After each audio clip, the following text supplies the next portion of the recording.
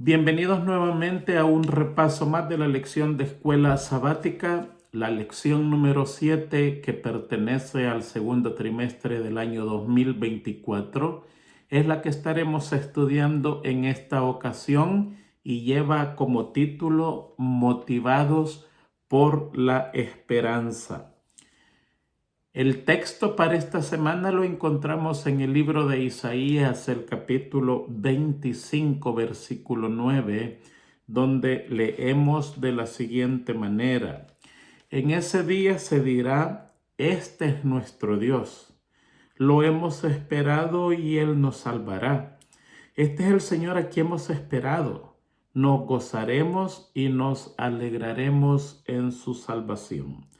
Esta lección está basada en los capítulos 18 al 21 del libro El conflicto de los siglos y en el libro de Daniel capítulo 8, versículo 14 más específicamente hablando, que nos habla de la profecía de los 2300 días o 2300 tardes y mañanas.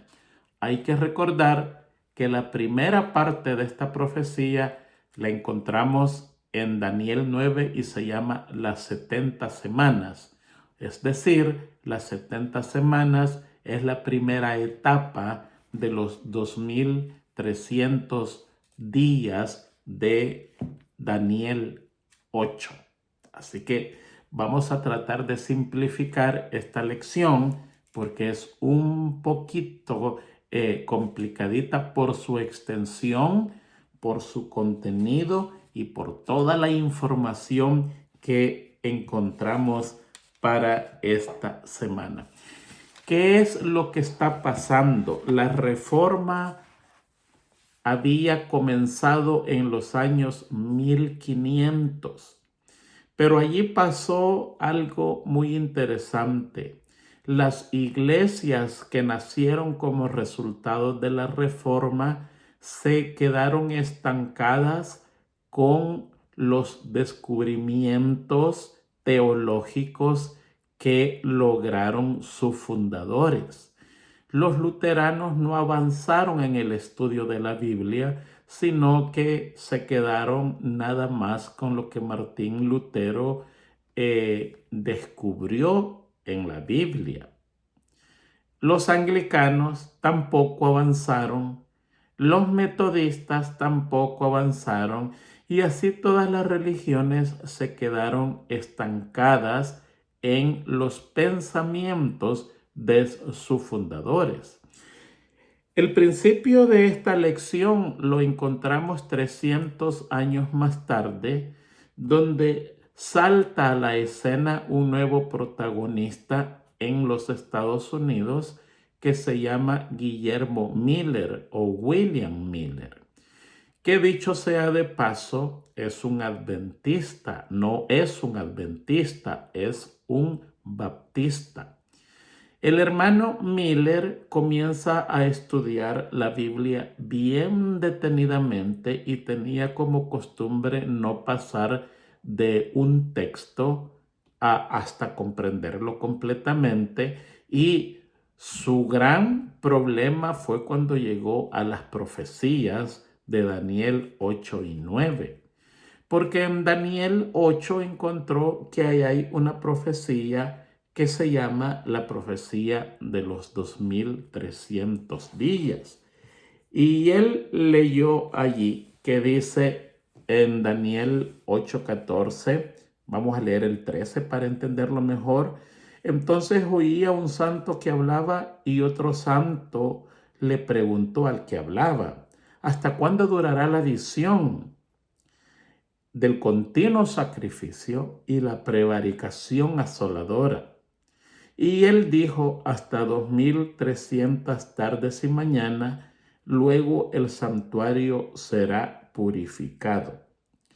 Esta profecía él la comienza a estudiar detenidamente y encuentra que en Daniel 9 está la primera parte de esa profecía que se llama las 70 semanas. Después de estudiar detenidamente la profecía de los 2300 días, él llega a la conclusión que en unos cuantos años el mundo va a estar enfrentando la segunda venida de Cristo, porque ahí dice que el santuario va a ser purificado al final de los 2300 días, y en ese tiempo el santuario se creía que era la tierra. Y comienzan una predicación que se volvió masiva con los años, hablando de una segunda venida de Cristo. Ahora hay que entender algo interesante. Para esos días encontramos muchos escritores de otras religiones hablando de un rapto secreto. Cuando leemos la historia encontramos que Lacunza, que era un sacerdote jesuita, había publicado un libro que hablaba del rapto secreto. También encontramos a un anglicano llamado John Nelson Darby que hablaba del rapto secreto. Este era inglés. En Estados Unidos tenemos a Charles Taze Russell, que era de Pensilvania, Estados Unidos, y por 1852 él escribe acerca del rapto secreto. Tenemos a un ministro puritano que en los 1700 está escribiendo acerca del rapto secreto, y su nombre era Paul Typen. Mucha gente creía en el rapto secreto porque no se siguió estudiando la Biblia. Los reformadores creían en la segunda venida de Cristo, como la Biblia lo dice y como nosotros los adventistas del séptimo día lo creemos, que va a venir en las nubes con poder y gloria, va a sonar su argentina trompeta, los muertos en Cristo van a resucitar primero, los santos que están con vida serán levantados a las nubes de los cielos, y allí comienza el milenio en el cielo. Eso es lo que nosotros creemos. El rapto secreto no cree eso. El rapto, como su palabra lo dice, cree que Jesucristo viene en secreto, se lleva a un grupo de personas. Y ahí déjeme decirle que no hay una creencia fija de todo eso. Unos creen una cosa, otros creen otra cosa, pero por ahí andan, que va a haber 1000 años aún de oportunidad para los que no se fueron en el primer rapto secreto, y le llaman un milenio de paz. Entonces, cuando usted escucha a esta gente predicar, no tienen una doctrina sólida en cuanto a esto, sino que tienen diferentes enseñanzas aún en el rapto secreto. Por eso es que a estas iglesias Dios le llama Babilonia, porque es una confusión. Nadie tiene bien claro lo que está predicando, porque no tienen ninguna base bíblica. Y si la tienen, es demasiada costosa para llegar a esas conclusiones y muy lejana de lo que ellos quieren enseñar. Mientras que la Biblia no, nuestra Biblia es clara. Dice que Jesucristo va a venir con poder y gloria y todo ojo le verá. Y va a haber una resurrección especial que aún los que le mataron lo van a poder ver. Y todo el que está en la tierra lo va a ver. Y nadie le va a decir a uno, ven, te vamos a enseñar, dicen que Jesucristo ha venido. Nadie. Nos vamos a dar cuenta que Jesucristo vino. Unos para salvación y los que estén vivos aún, otros para muerte. Eso es bien sencillo. Entonces aquí aparece este señor con la idea bíblica que Jesucristo está por venir, y él llega a la conclusión que los 2300 tardes y mañanas o 2300 días terminan en 1844. Y esto lleva al gran chasco que se conoce en nuestra iglesia y en el mundo entero. en el mundo entero se conoce el Gran Chasco. El problema es que en el mundo le llaman el Gran Chasco de los adventistas. Y eso en parte sí tienen razón, pero en parte no, porque la iglesia adventista no existía en esos días. Lo que existía era un grupo de personas llamadas los Milleritas, porque seguían a su fundador Guillermo Miller, y esta gente fue la que sufrió el chasco. Se le llamaban también los adventistas porque creían en el advenimiento de Jesucristo y no en el rapto. Ahora, es interesante saber de que hay otras interpretaciones de esta profecía de los 2300 días porque toman la fecha equivocada y al tomar la fecha equivocada, los resultados también son equivocados. Nosotros encontramos que hay 3 edictos en la Biblia acerca de Jerusalén. Vamos a hacer un poquitito de historia. Nabucodonosor se llevó al pueblo de Israel cautivo.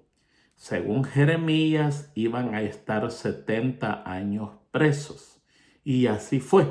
Las profecías divinas no mienten, no se engañan. Al final de esos años, el imperio de Medo y Persa conquistó al imperio de Nabucodonosor y entró un nuevo imperio mundial. El rey Ciro emite un edicto para construir el templo. Fíjense bien, no la ciudad, sino que el templo de los judíos. Pero aquí estos constructores tienen un serio problema y van, si ustedes lean el libro de Esdras, capítulos 5, 6 y 7, no podemos leer todo esto acá, pero léanlo detenidamente, y van donde el rey a poner queja que este templo no se construya. Es más, cuando ellos ven a los judíos construyendo, los samaritanos, que era una mezcla de judío que se había quedado sin irse para cautivo para Babilonia, y se habían mezclado con otras nacionalidades, ellos dicen, déjennos construir el templo con ustedes, ya que nosotros adoramos al mismo Dios. Los judíos dicen, no, este templo es solo nuestro, es del mundo judío. Entonces, allí van a poner queja al rey Ciro y el rey Ciro para la construcción del templo.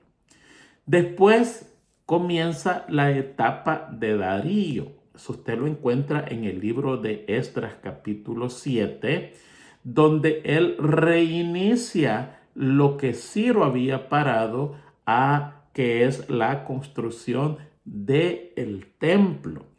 Y después encontramos que el rey Artajerjes es el personaje que da la orden de volver y construir tanto el templo como la ciudad. Y aquí es donde está la parte clave de esto. Tenemos que entender esto. Ahora, para entender esto, tenemos que ir a Daniel 9, 25, donde hay un texto clave para encontrar la fecha de partida de los 2300 días. Porque si no sabemos la fecha de partida, entonces nuestra profecía va a ser mal interpretada, llevándonos a un chasco. ¿Sí? Si estamos entendiendo, entonces es vital que nosotros comprendamos la fecha de partida. Eso lo encontramos en Daniel 9:25. Dice, sabe pues y entiende que desde la salida de la orden para restaurar y edificar a Jerusalén hasta el Mesías príncipes habrá 7 semanas. Está hablando de las 70 semanas que comienza exactamente la profecía de los 2300 días. Cuando esta profecía de las 70 semanas comience de Daniel 9, automáticamente comienza la profecía de los 2300 días. Es una profecía dentro de otra. Lo único que la de las 70 semanas es más corta, pero la de los 2300 días continúa por mucho más tiempo, pero es la misma profecía que comience al mismo tiempo. Ahora, ¿dónde está el problema? El problema aquí está que se interpreta mal, sabe pues y entiende que desde la salida de la orden para restaurar y edificar a Jerusalén. Entonces, hay unos intérpretes, no de nuestra iglesia, que dicen la primera orden la dio el rey Ciro y comienzan a contar de allí y los números no salen, no concuerdan con las historias y forzan las historias. Allí es donde está el problema. Otros dicen, no, es la segunda orden que dio Darío. Y nosotros los adventistas sabemos que es la última orden que da el rey Artajerjes. Y en Daniel 25 dice, sabe pues y entiende que desde la salida de la orden para restaurar y edificar a Jerusalén, de allí comienza. El problema es que nosotros no comprendemos la palabra restaurar y edificar a Jerusalén. Creemos que restaurar y edificar es la misma. No, no lo es. Para eso tenemos que ir a la Biblia original y entender las dos palabras que hay allí. En el hebreo antiguo, la palabra restaurar es lehashiv, lehashiv. Y la palabra reconstruir es letbinov. Son dos palabras diferentes. La palabra para reconstruir es belibnot. Y belibnot significa esto, reconstruir algo que se ha caído. Pero la palabra restaurar no significa reconstruir. Esta palabra significa reinstaurar personas, gobiernos o religión. Entonces, cuando estudiamos la palabra lehachiv, que es restaurar, encontramos nosotros que hay más de 1000 referencias en la Biblia y todas, en verdad, hay 1056 concordancias de la Biblia y todo tiene que ver con personas que son reinstauradas, personas que volvieron, personas que fueron de un lugar a otro. Entonces encontramos Éxodo 4:18 que dice entonces retornó a Jetro.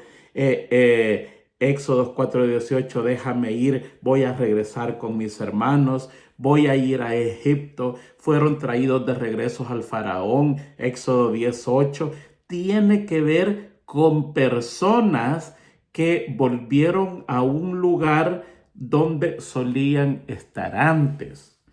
Entendiendo esto, llegamos a la conclusión que restaurar y reconstruir no es lo mismo y quien da la orden de restaurar y de reconstruir Jerusalén es el rey Artajerjes. Eso es lo que tenemos nosotros que entender. Entonces allí descubrimos en el día viernes, ellos lo han puesto allí, han puesto un diagrama muy bonito donde incluyen las 70 semanas en los 2300 días, y ellos ponen que esta orden que la dio el rey Artajerjes lo dio en el año 457 antes de Jesucristo. Allí es donde está esta orden de restaurar, que iba a restaurar el culto a Dios, el gobierno israelita, que era un gobierno teocrático, y se iba a reinstaurar el pueblo.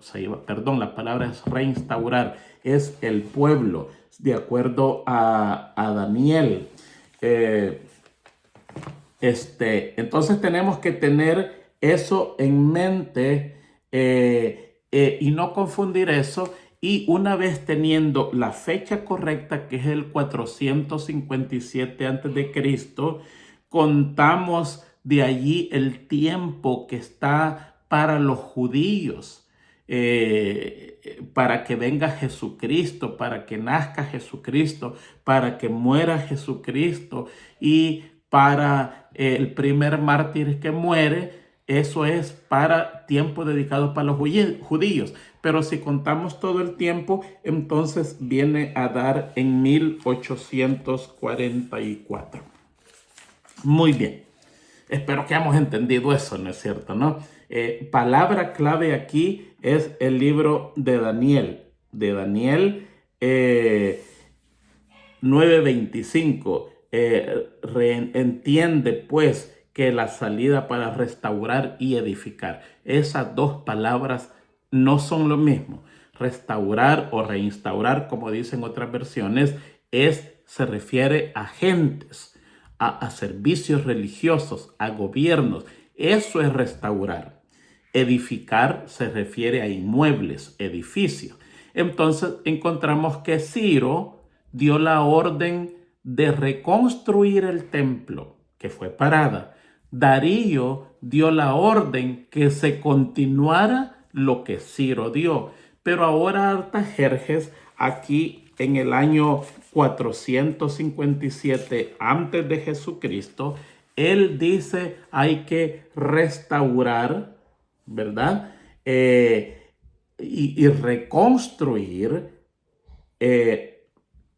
la ciudad, a Jerusalén. Hay que restaurar y reedificar, edificar o reconstruir la ciudad de Jerusalén. Entonces, en verdad, el que cuenta es el de Artajerjes y no los primeros dos, porque los otros primeros dos, Ciro y Darío, tenía que ver con el templo, pero Artajerjes no tiene que ver con el templo, sino que con la ciudad y con la gente, y eso fue lo que pasó en el año 457.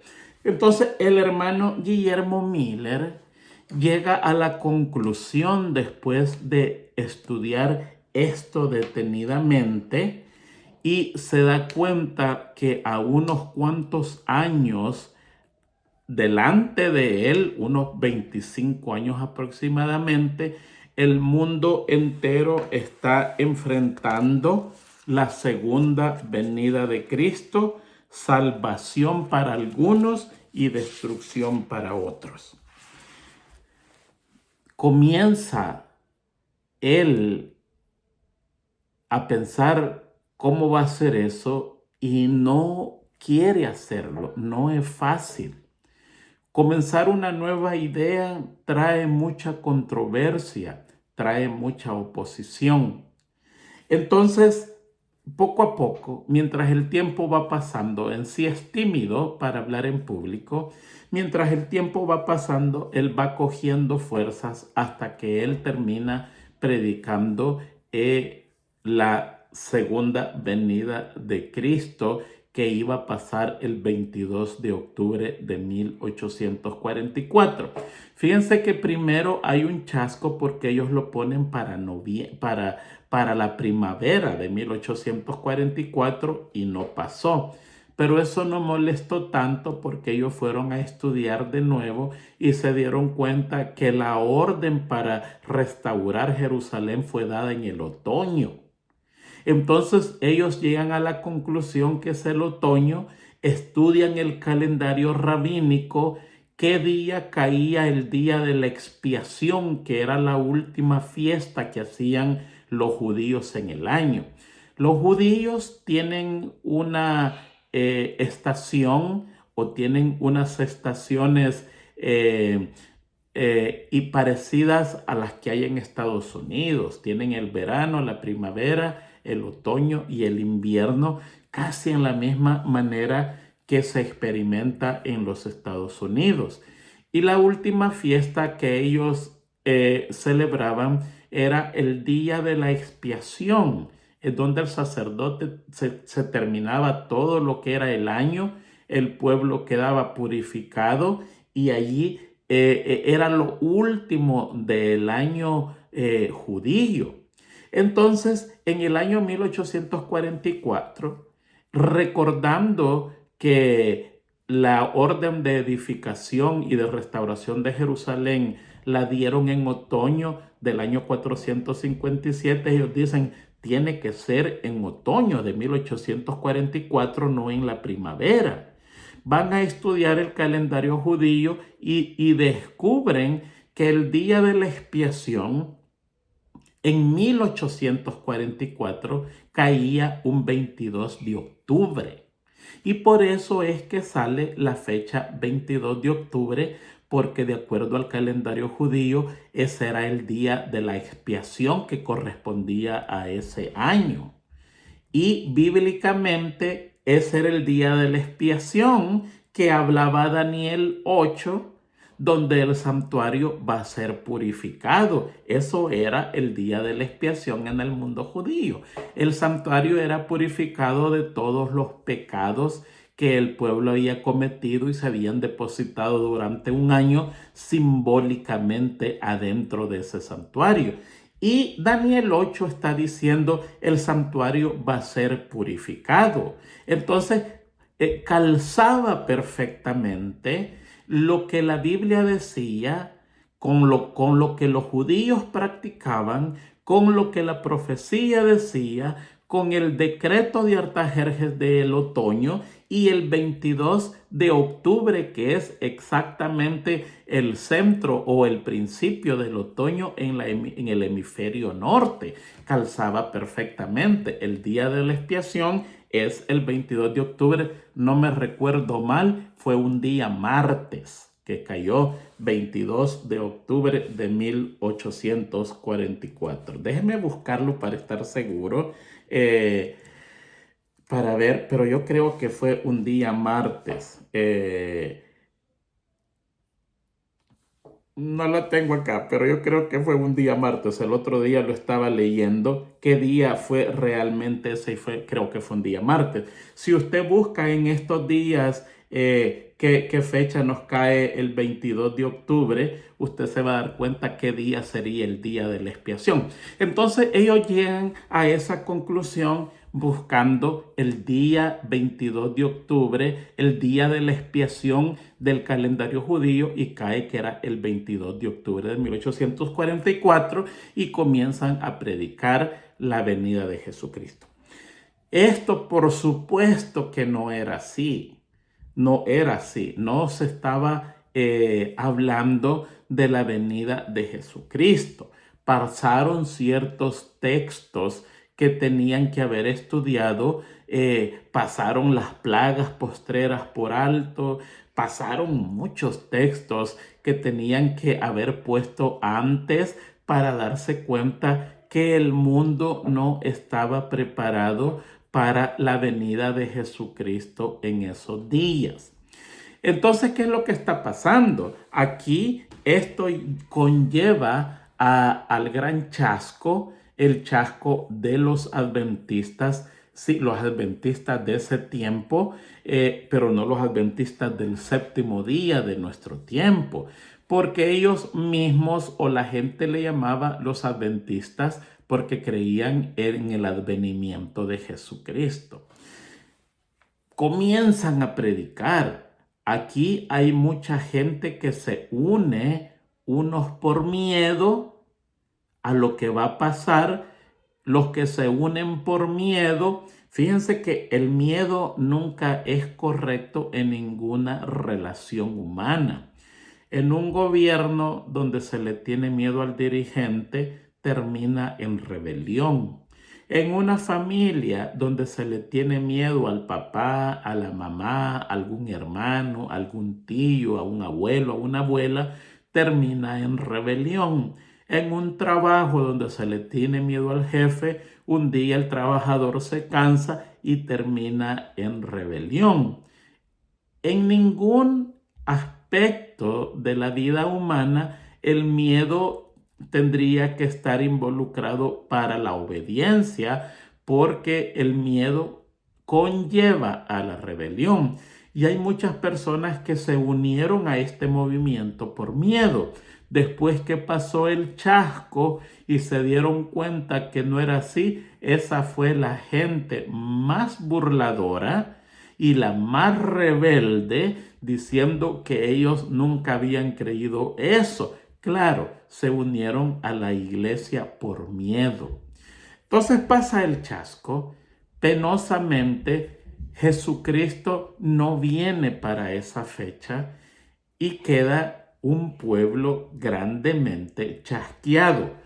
Inclusive, dice la historia secular, el hombre ha escrito mucho de eso en las enciclopedias, que hubo hasta violencia. En algunos lugares se quemaron lugares, iglesias donde se reunían los del advenimiento. Muchos vendieron sus negocios y el 23 de octubre se dieron cuenta que había pasado un engaño y también se dieron cuenta que estaban en bancarrota. Se habían quedado sin sus propiedades, sin sus negocios, sin nada, y estaban en la calle, y esto trajo mucha ira y se terminó en violencia en muchos lugares. Fue un gran chasco para el movimiento milerita. En este movimiento habían gentes de todas las religiones. Guillermo Miller era un bautista, o sea que el caudillo de este movimiento era un bautista. Allí habían de todas las religiones que usted puede nombrar, incluyendo la familia White, que era metodista episcopal.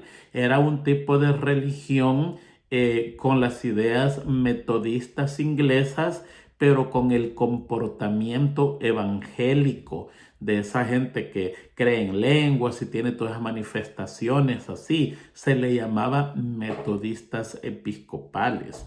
Entonces, toda esta gente queda chasqueada, queda muy chasqueada, pero pasa algo muy interesante en este movimiento. Las iglesias son probadas. Fíjense que las iglesias se les da una luz, porque en ese tiempo todas las personas que estudiaron, ellos decían, sí, las profecías que ustedes están estudiando calzan con la Biblia, pero no creemos que sea la venida de Cristo. No creemos. El día y la hora nadie lo sabe. Sí, es verdad. Nosotros no podemos poner un día y una hora de la venida de Cristo, porque la Biblia dice que ni siquiera los ángeles que están en el cielo sabe eso, solo el Padre. Pero a pesar que no sabemos con exactitud el día y la hora, se nos invita a nosotros a estudiar los tiempos. Y por los tiempos y por las señales que Dios dejó de su segunda venida, nos podemos dar cuenta si estamos bien cerca o si estamos lejos, aunque no sabemos específicamente a qué días y a qué horas. Pero las verdades se vienen revelando, y mientras más nos acerquemos, más nos vamos a dar cuenta que cercano está, porque las señales se dejaron para que nosotros nos demos cuenta. Por ejemplo, Jesucristo dijo: mirad la higuera. Cuando él pone a explicar el proceso de la higuera y como lo mismo que hace la higuera, la venida de Jesucristo está cerca. O sea, se nos invita a nosotros a estar pendiente de los movimientos que están sucediendo en el mundo, en todos los ámbitos que existen, para descubrir cuán cerca está la venida de Cristo, aunque no sepamos exactamente. En verdad, esta gente no quería saber de la venida de Jesucristo porque no estaba lista y le tocaba enfrentar un problema serio, que era enfrentarse contra un juez perfecto. Nadie quiere ir a un juicio cuando no está preparado, o nadie quiere ir a un juicio cuando sabe que lleva las de perder.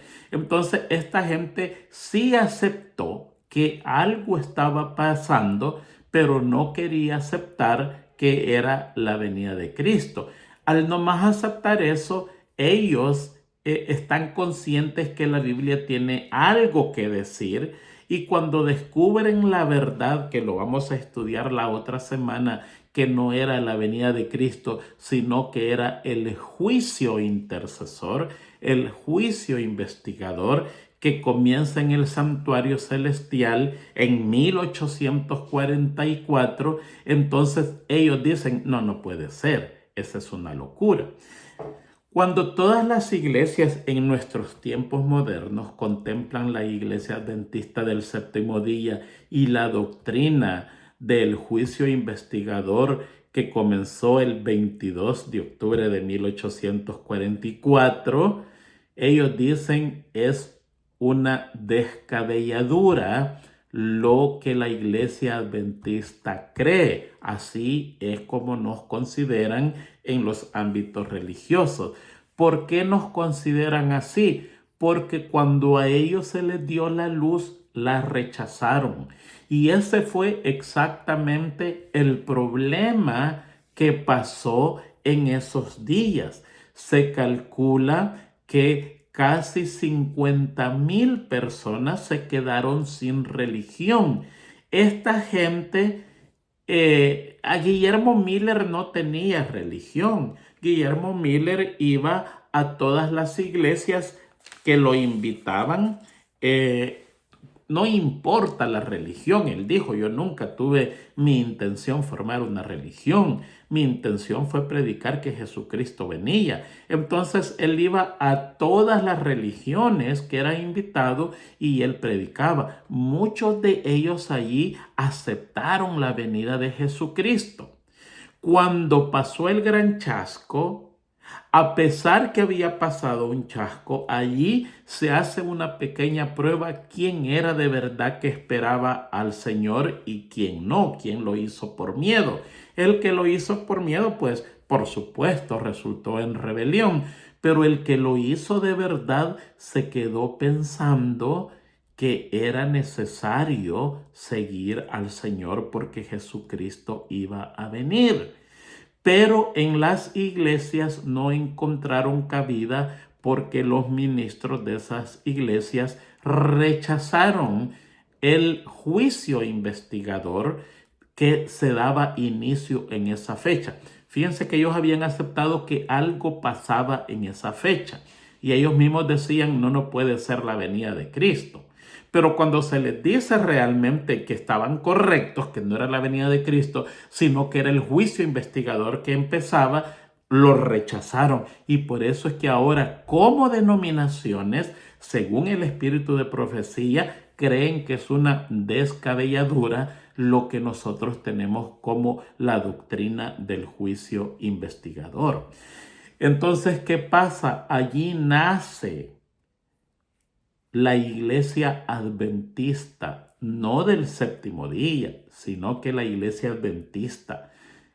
Es impresionante cómo de un error, de un chasco, nace una religión y se vuelve a repetir, porque la religión cristiana también nació de un chasco.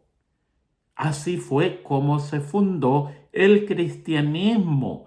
Los 12 cabecillas seguidores del fundador del cristianismo andaban escondidos en sus casas, entrancados, porque su más grande maestro, en el chasco más grande de su vida, lo habían asesinado.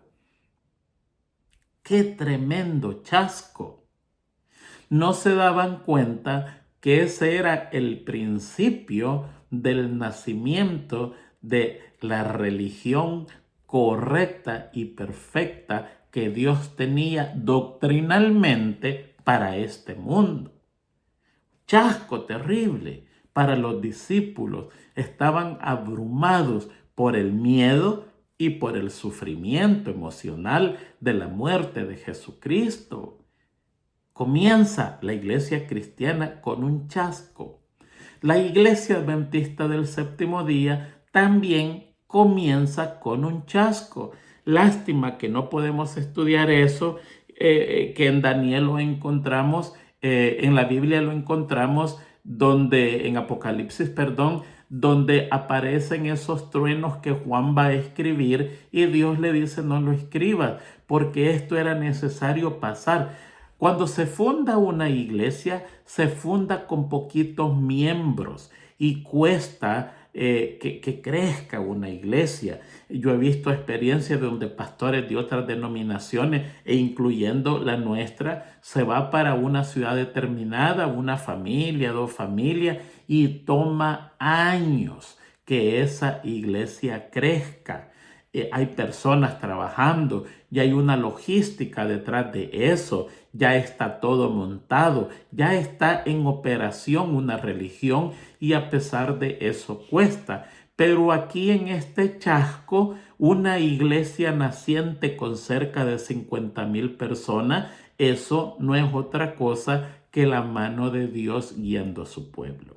Entonces, ¿qué pasa con esta gente? De todas las religiones ahora se sienten repudiados porque sus ministros y sus congregaciones no aceptan la venida de Jesucristo y comienzan a llamar a estos que son del advenimiento y ellos se sienten fuera de su lugar porque aman sus iglesias y desearan que las iglesias donde ellos van aceptaran sencillamente que Jesucristo está pronto para venir.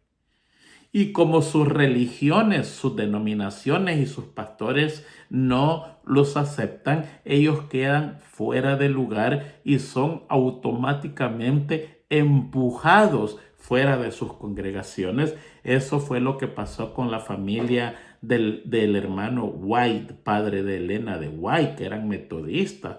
Les hicieron un juicio porque tenían que dejar esas ideas de los que creían en el advenimiento y ellos fueron a un juicio, le dijeron que se fueran por la puerta de atrás, que no había ningún problema. Dijeron no hay nada en contra de ellos, no hay pecado en contra de ellos, son buenos cristianos, pero tienen esa idea de la venida de Cristo. Entonces ellos fueron a defender su caso, muéstrenos en la Biblia donde estamos incorrectos, y no había manera de mostrarles en la Biblia, pero fueron automáticamente o inconscientemente, diferentes experiencias, expulsados de sus iglesias y se quedaron sin religión porque tenían la convicción perfecta de la segunda venida de Cristo.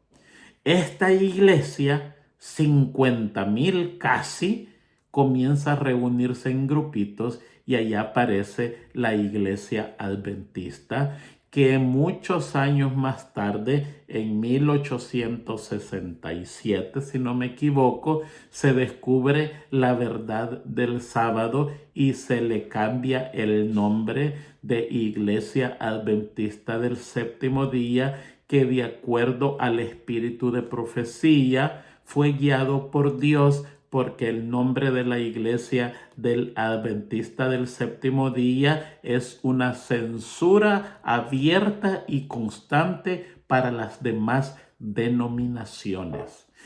La mayoría de denominaciones cree cualquier cosa y muchas de ellas creen en el rapto secreto, por no decir casi todas.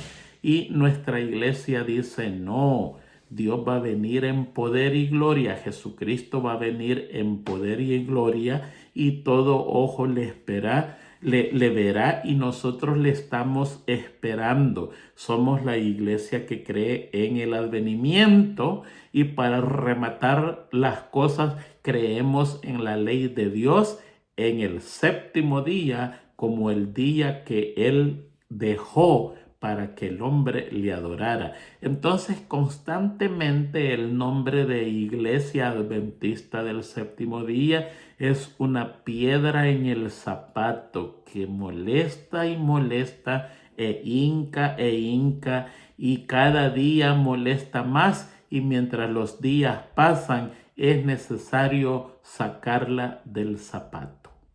Así es como nace la iglesia por un chasco tremendo.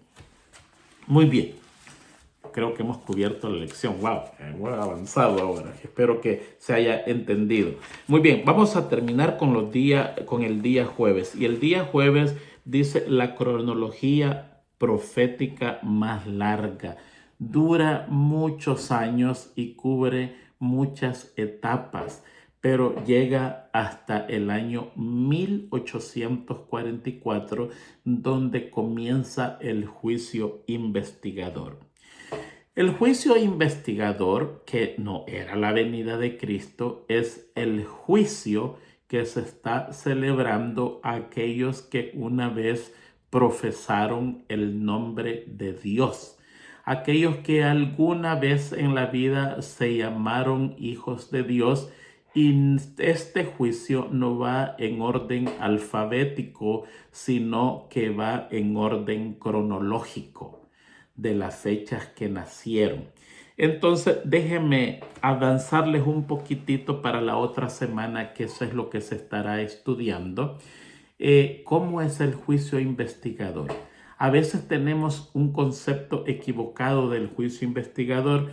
Yo por mucho tiempo creí que algún día se iba a llegar al año que yo nací, al mes que yo nací, al día que yo nací y mi libro iba a ser abierto. Y ahí en ese libro se iba a comenzar a leer todo lo que pasaba y allí se iba a investigar qué es lo que yo había hecho. Yo por mucho tiempo creía así, pero con el estudio del espíritu de profecía, porque la Biblia habla muy poco de eso, me doy cuenta de otra cosa. Yo tengo esas citas en algún lugar. Las voy a buscar porque esas crea que las tengo agrupadas. Pero si no, le invito a usted eh, eh, que se introduzca en la búsqueda incansable de tesoros bíblicos por su propio bien. Usted está obligado a hacer eso personalmente y otro no lo puede hacer por usted. Aquí tenemos la facilidad de hacer cosas y hay muchos que dicen, ¿dónde está el título? Vaya y léalo. Usted está obligado a hacerlo por su propia salvación. Pero, ¿qué es lo que dice el espíritu de profecía? El espíritu de profecía dice que desde el momento en que una persona acepta a Jesucristo como su Salvador, sus libros se abren, están abiertos. El libro de usted que me ve, que ha aceptado al Señor, cree en Dios, está abierto. Y cada día dice que los ángeles, eso lo dice la Biblia, les aseguro, dice Jesucristo, que todos los ángeles ven todos los días el rostro de mi Padre. Allí suben, él dice, no le hagas mal a uno de estos pequeños, porque les aseguro que ellos ven el rostro de mi Padre todos los días.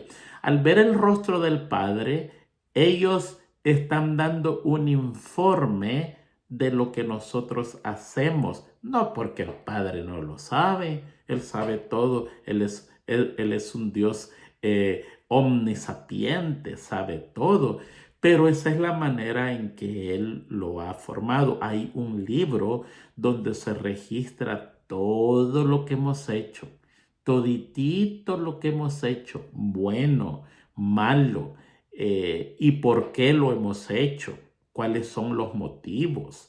Eso lo tiene Dios, los motivos los conoce Dios, porque a veces se hacen buenas obras con malos motivos y a veces se hacen malas obras con buenos motivos. A veces tenemos buenos motivos y las cosas nos salen mal, pero Dios sabe que el corazón era bueno, y a veces se hacen buenas cosas con malos motivos y también Dios lo sabe. O sea que ese es un Dios perfecto. Entonces, ¿qué pasa? Para que usted tenga una idea, el espíritu de profecía dice que el diablo conoce a perfección todos los pecados en forma cronológica de cada uno de nosotros desde nuestro nacimiento hasta nuestra muerte. Esa es una mente poderosa. Y recuérdese que el diablo es una criatura. Ahora imagínese cómo es la mente de Dios. Conoce todo. Conoce cada ave que vive en el bosque y le ha puesto nombre.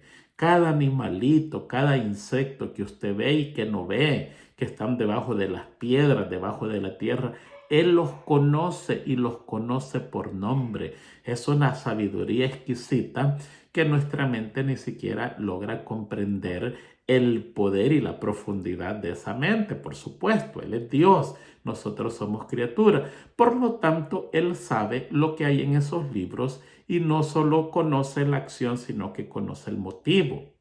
Entonces, al conocer el motivo, nuestros libros están al día. Constantemente, instantáneamente, se refresca, pudiéramos decir, en la mente de Dios nuestro historial y la tendencia de nuestro carácter. El espíritu de profecía dice que no nos salvamos o perdemos por un pecado, sino que nos salvamos o nos perdemos por la tendencia de nuestro carácter. Si usted tiene tendencia al mal, se va a perder por eso. Y si usted tiene tendencia al bien, cada día mejorar, entonces se va a salvar por eso. Y por supuesto la sangre de Jesucristo. Estamos hablando en un aspecto humano, que nos salvamos o nos perdemos por la tendencia de nuestro carácter. Entonces, ¿qué pasa? Nuestros libros están abiertos. Dios sabe hasta el último segundo cuál es nuestra situación. El gran problema de nosotros es que no sabemos cuándo se va a dar la orden para cerrar esos libros, y una vez se cierren, se van a cerrar los libros de todos. Y no es que Dios va a averiguar, a ver cómo está el hermano Tony, qué pasó, se salvó, se perdió. No, sencillamente Él va a decir, es la hora, se llegó la hora. Jesucristo en este momento se está vistiendo para arreglar, porque recuérdense que la Biblia dice que un día es como 1000 años en el calendario divino, y 1000 años es como un día. Puede trabajar al revés, para adelante o para atrás. Entonces quiere decir que Jesucristo apenas se fue en el calendario divino hace 2 días atrás. Y Él dijo, ya vendré, voy a venir pronto. Pronto en el calendario divino, pronto, 2 días es pronto. Puede ser que se está preparando para venir de regreso, y el juicio investigador se está llevando a cabo. Está al día, completamente al día. No se va a revisar a nadie, está revisado al segundo de nuestra existencia. Algo bueno que hace, se inscribe inmediatamente.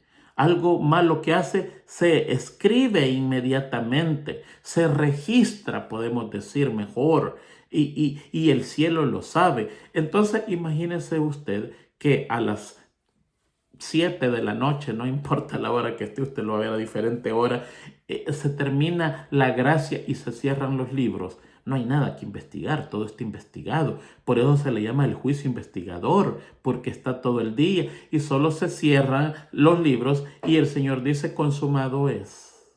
El que esté limpio, siga limpio, y el que esté sucio, que se ensucie. No hay vuelta para atrás, ni para el santo, ni para el malo. Pues eso comenzó el 22 de octubre de 1844. Y Guillermo Miller no enseñaba eso, no conocía eso.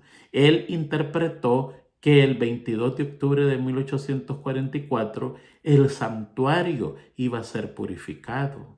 No el santuario que está en el cielo, no, el santuario que está en la tierra. Le llamaban a la tierra el santuario. Y no hay manera mejor que purificar la tierra que por fuego. Eso lo dice la Biblia, que la tierra será purificada por fuego. Entonces él llega a la conclusión y dice, Pronto viene la purificación del santuario, que es la tierra. Entonces quiere decir que la tierra está destruyéndose y va a ser purificada. Si eso es así, significa que Jesucristo está viniendo, porque eso va a pasar cuando Jesucristo venga. Y allí se comienza a predicar un mensaje correcto, pero con una interpretación equivocada, y de este gran chasco aparece la iglesia de los últimos días, que tiene la fe de Jesús, la paciencia de los santos y guarda los mandamientos de Dios. Esta iglesia siempre ha existido desde el principio, desde Adán y Eva, desde Abel, siempre ha existido con diferentes nombres, en diferentes lugares, en diferentes circunstancias, en diferentes países, con diferentes personas, y ahora en nuestros días se llama la Iglesia Adventista del Séptimo Día, porque es la única en el mundo que tiene el espíritu de profecía. Comprendemos las verdades profundas de la Biblia si estudiamos, tiene la fe de Jesús, guarda los mandamientos de Dios, y seguimos predicando que un día va a venir Jesús. Tiene la paciencia de los santos.